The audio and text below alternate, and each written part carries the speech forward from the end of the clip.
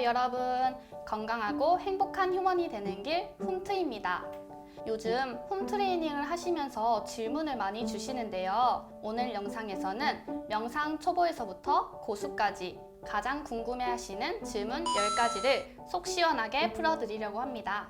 그래서 모신 오늘의 특별한 홈트레이너, 명상수행 30년 유명 한방병원 원장 신민식 원장님이십니다. 안녕하세요. 반갑습니다.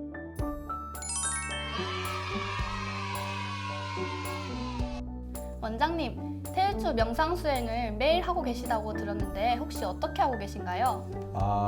피곤하지 않을 때는 오늘 제가 새벽 3시에 일어났습니다. 3시에 일어나서 한 5시까지 한 2시간 명상수행하고 좀 이렇게 잠을 자고 다시 출근했는데요. 이렇게 피곤하지 않은 날은 일찍 일어나서 1시간 내지 2시간 정도 하는 날이 있고요. 근데 이제 직장을 다니다 보면 피곤할 때 있지 않습니까? 그럴 때는 15분 또는 30분 아니면 이제 1시간 정도 그 시간에 맞춰서 아침에 맞춰서 수행하고 이렇게 병원에 출근합니다. 그럼 지금까지 30년 동안 계속 꾸준히 해오신 건가요? 그렇죠. 이제 30년 동안 하게 된 그 힘은 일종의 뭐랄까, 우리가 사실은 물을 먹을 때 목이 말라서 먹잖아요. 또 밥도 꼭 먹어야 되는 생각하지 않고 배고프면 먹잖아요. 태울주생도 그런 것 같아요. 바쁘다 보면 하루 이틀 빠질 때도 있지만 어느 순간 갑자기 밥 먹고 싶듯이 물 먹고 싶듯이 태울주를 하고 싶은 마음이 막 일어나요. 그때는 이제 새벽에 일찍 일어나서 좀 1시간 내지 2시간, 3시간 하고 나면 밥을 먹고 나서 굉장히 기분 좋은 것 같이 편안한 마음이 되면서 생활이 안정이 되죠. 원장님의 엄청난 내공이 느껴지네요. 그러면은 첫 번째 질문부터 시작하겠습니다. 명상 수행할 때 복장은 혹시 어떻게 해야 될까요?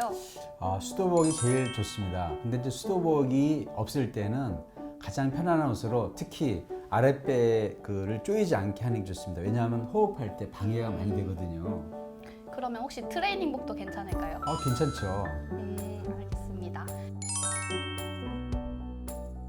자세는 혹시 어떻게 앉는 게 좋은가요? 자세는 제가 이제 한번 이렇게 모형을 볼게요. 척추 모형이에요. 이게 척추인데 우리가 척추를 똑바로 쓰게 되면 이게 유선형으로 이렇게 허리가 S자 곡선을 이루어요. 근데 우리가 이제 허리를 뒤로 하면 이게 이렇게 벌어지거든요. 뒤로 이렇게 하면서 벌어지게 되면 뇌 척수액이 위로 올라가지는 못합니다. 그래서 그 똑바로한 자세를 취하면 허리 곡선이 S자가 되거든요. 이게 운동을 많이 하면 S자가 되잖아요. 네. 이런 자세를 취해야지만 이 뇌척수액이 허리서부터 머리까지 잘 순환이 돼요. 그래서 제일 중요한 것은 척추를 곧게 펴려 노력하고요. 턱은 당기시는 게 좋습니다. 그리고 어깨는 살짝 이렇게 앞으로 내민다 생각하고 두 손을 모아서요. 이렇게 아래 다리에 이렇게 모으게 되면 허리가 이게 구부러지는 것을 이렇게 막아줍니다. 졸릴 때는 눈을 꽉 감지 마시고 살짝 뜨세요. 어슴푸레게. 그리고 수액이 잘 되면 저절로 눈이 감기는데 잡념이 많고 막 졸리고 그러면 눈을 살짝 뜨면 잡념이 없어지고 졸립지가 않습니다. 그리고 이제 시선은 아래로 향한다는데 우리들의 어떤 시선을 아래로 향하게 되면 위로 올라오는 이렇게 생각이나 잡념이나 어떤 사념 같은 것들을 많이 막을 수가 있어요. 그래서 시선을 아래로 내린다 생각하고 눈을 살포시 살짝 뜨고 척추는 피고 손은 잡아서 아래 허벅지 위에다 이렇게 올려놓고 태울줄을 읽으면 아주 좋은 자세가 됩니다. 알겠습니다. 허리를 혹시 너무 많이 꺾어도 안 좋은 거죠? 그렇죠. 우리가 이제 허리를 너무 많이 꺾게 되면 이게 이제 아픈데 특히 이제 여자분들은 하이힐을 신잖아요. 그러면 허리가 너무 많이 꺾여요. 이제 그러기 때문에 우리가 수행하면서 이 허리를 피려 노력하면 그 자세가 교정이 돼요. 좋네요. 예. 근데 요즘 무릎을 꿇거나 아니면 앉은 자세를 못 하시는 분들도 많이 계시더라고요. 많이 있어요. 그러면 혹시 의자에 앉아서 해도 될까요? 당연하죠. 저도 이제 무릎이 아플 때는 침대에 걸터서 하는 경우 굉장히 많아요. 그리고 의자에 앉아서 하는 것도 좋습니다. 굳이 꼭 옛날같이 양반다리 가지고 다리를 꼬아서 앉는 게 좋다는 건 아니에요. 편하게 하시면 돼요. 누워서 하는 건 당연히 안 되겠죠? 누워서 할 수도 있어요. 저는 이제 잠자기 전에 누워서 가장 좋은 자세는 심장이 위로 가야 돼요.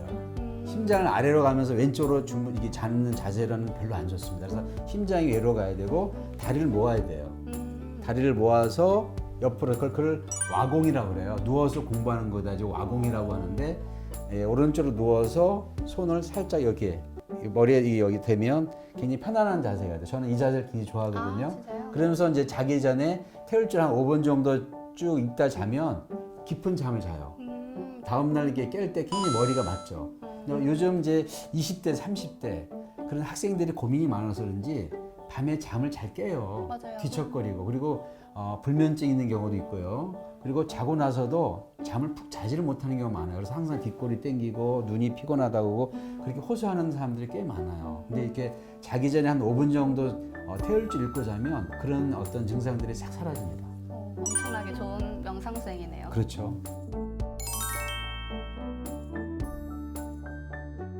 그럼 세 번째 질문입니다.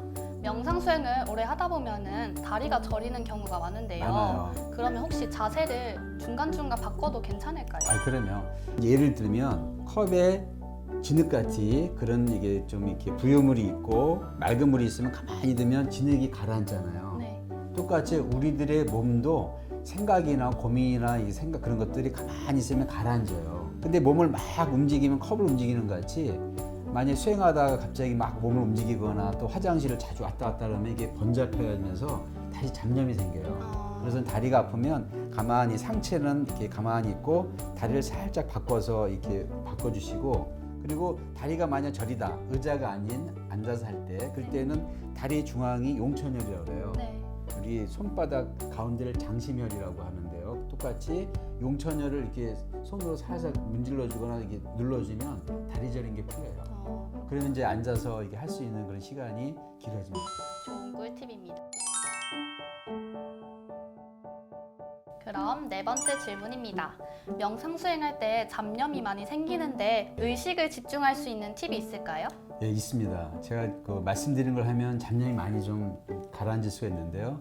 우선 첫 번째로 이렇게 생각이나 또 자기의 어떤 그런 마음의 의식을 아래로 내린다 생각하시면 돼요. 아래로 이렇게 비친다. 배꼽 아래에 명문이라고 있어요. 배꼽 아래에 그 명, 생명명자에다가 문문자예요. 그러니까 생명의 문이다 그런 뜻이에요.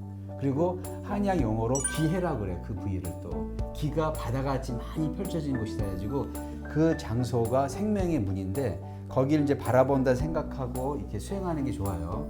근데 이것보다 더 중요한 그런 팁이 있어요. 요령인데 뭐냐면 우리가 태울줄을 하면 소리잖아요. 네. 그러니까 소리에 집중하시는 거예요. 내가 내는 소리에 귀를 기울여서 그 태울줄 소리를 들으려고 노력하면 잡념이 사라져요. 그러면은 네. 명상 수행할 때 꿀팁은 소리에 집중한다. 그렇죠. 저는 이제 생각이 많을수록 제가 내는 소리를 들으려고 노력해요. 그리고 소리를 들으면서 내가 태울줄 읽으면 이제 태울줄가 안에서 진동을 하잖아요. 네. 내부에서 진동이 일어나고 그리고 내가 낸 소리가 이 공간 외부를 진동시켜요. 그 외부의 진동과 내부의 진동이 같이 일어나면서 공명이 일어나요. 그럼 공명이 일어나면 우주의 어떤 생명 기운을 이루는데 인도에서는 뿌라나라고 그래요. 그런 기운을. 뿌라나. 네, 뿌라나라고 한약 용어로 쓴 걸 기라고 그래요. 또 지기라고 그래. 지극한 기운. 그 에너지가 내 내부에서 일어나는 진동과 외부에서 일어나는 진동이 같은 코드가 되면 그 힘이 나한테 들어와요. 이렇게 에너지가. 그래서 그런 에너지 현상이기 때문에 소리에 집중하는 게 좋습니다. 다섯 번째 질문입니다. 사운드 메디테이션은 처음 해보는데 태울줄을 어떻게 읽어야 될까요? 우선 이제 태울줄 읽을 때 슬프게 읽으면 안 돼요. 리듬이. 그래서 가급적 목소리를 밝고 그다음에 이렇게 좀 명랑하게 환하게 또박또박 읽는 게 제일 좋습니다.